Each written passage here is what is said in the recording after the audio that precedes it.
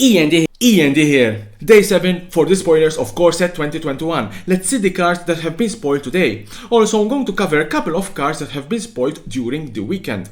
The first card is this basic land forest. This is the showcase, the Garruk showcase. Every planeswalker in the set will have a different showcase, and even basic lands will have the showcase that relates to the color for that particular planeswalker. Library Arsonist, 2 and 1 blue, it's a 1/2. Whenever it attacks, you draw a card. Canopy Stalker, 3 and 1 green, it's a 4/2. Must be blocked if able. When Canopy Stalker dies, you gain 1 life for each creature that died this turn. Kitesail Freebooter, 1 and 1 black, it's a 1/2. This is a reprint, very interesting reprint, because now it's going to be in standard. Flying, when it enters the battlefield, target opponent reveals their hands. You choose a non-creature, non-land card from it, exile that card until Kitesail Freebooter leaves the battlefield. Volcanic Geyser, X and 2 red, it's an uncommon, it's an instant, it deals X damage to any target. Sanctum of Tranquil Light, it's a 1 white, it's a legend enchantment, it's a shrine. I told you that shrine will be making their appearance in CoreSet 2021, and let's hope that in the future we'll have a return to Kamigawa. 5 and 1 white, you tap target creature. This ability costs 1 less to activate for each shrine you control.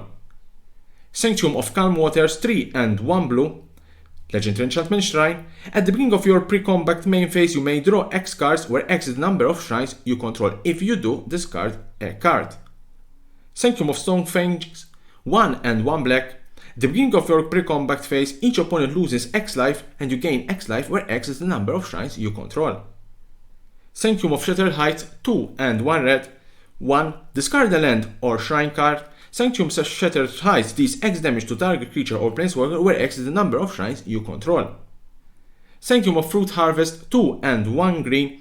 At the beginning of your pre-combat main phase, add X mana of any one color, where X is the number of shrines you control. So we have here a full cycle of shrines, 1 for every color, and there will be, now we're going to see it a little bit later on, a 5 color shrine. So stay tuned to this channel and this video. Experimental Overload, 2, 1 blue and 1 red, it's a sorcery. Create XX blue and red weird creature token, where X is the number of instant and sorcery cards in your graveyard. Then you may return an instant or sorcery card from your graveyard to your hand, exile it. Hooded Blightfang, 2 and 1 black, it's a 1/4, it's a snake, Death Touch. Whenever a creature you control with Death Touch attacks, each opponent loses 1 life and you gain 1 life. Whenever a creature you control with Death Touch deals damage to a planeswalker, destroy that planeswalker. Scavenger Ooze, 1 and 1 green, it's a reprint of Scavenger Ooze, it's a 2/2. For 1 green, exile target card from a graveyard. If it was a creature card, put a +1/+1 counter on Scavenging Ooze and you gain 1 life. And here we have also the extended art version of Scavenging Ooze. Sublime Epiphany, 4 and 2 blue, instant, choose 1 or more, counter target spell, counter target activated or triggered ability, return target non-land permanent to its owner hand, create a token that's a copy of target creature you control, target player draws a card. Yes, it's a 6-drop, it's an instant, it's a blue, it's a rare, but you choose 1 or more. So you can choose to counter a spell, or to counter a target activated or triggered ability, or both.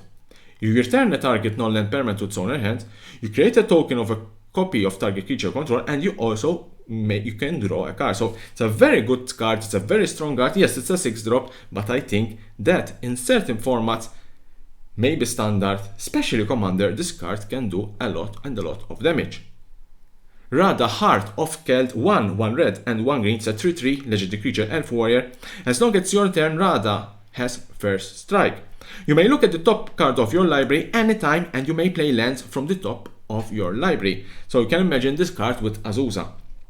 4, 1 red and 1 green, it gets +X/+X until end of turn, where X is the number of lands you control. So it's a very strong card, it's a 3-drop, it's a legendary creature, it's a very good commander, and as I said, with Azusa, which will be available in CoreSet 2021, this card can do also a lot of damage.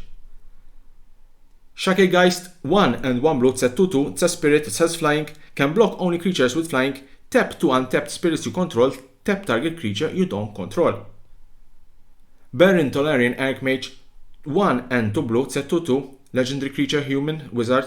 When it enters the battlefield, return up to one other target creature or planeswalker to its owner hand. At the beginning of your end step, if a permanent was put into your hand from battlefield this turn, draw a card. It's a very interesting card, it's a very good card.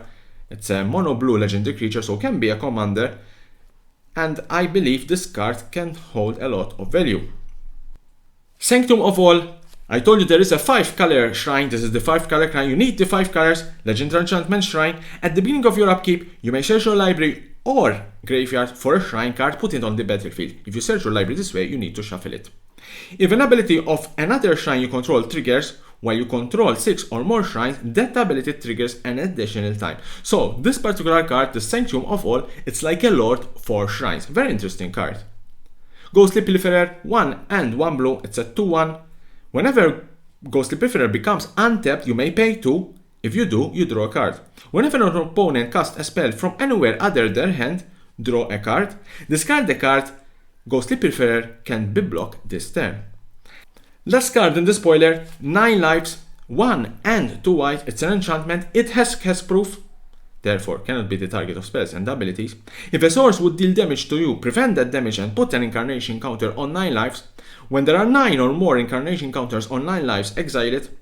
When 9 lives leave the battlefield, you lose the game. So you can imagine how strong this card can be. It's a 3-drop, it can defend you a lot, so if a source would damage you, you would prevent that damage and you put a counter on 9 lives. If you can manage to remove counters from this particular enchantment, then you can prevent all as much damage as you want and probably you will win the game. But remember, if it leaves the battlefield, you will lose the game. So there is something positive with this particular enchantment, but also you have to be very careful because if it leaves the battlefield for any reason, even though it has hexproof, but if it leaves the battlefield, you will lose the game. It's a very interesting card and that's why I leave it for last in this particular spoiler. As always, follow the arrow, subscribe to my channel for more and more interesting videos and more spoilers about CoreSet 2021, Magic the Gathering and the collectible world.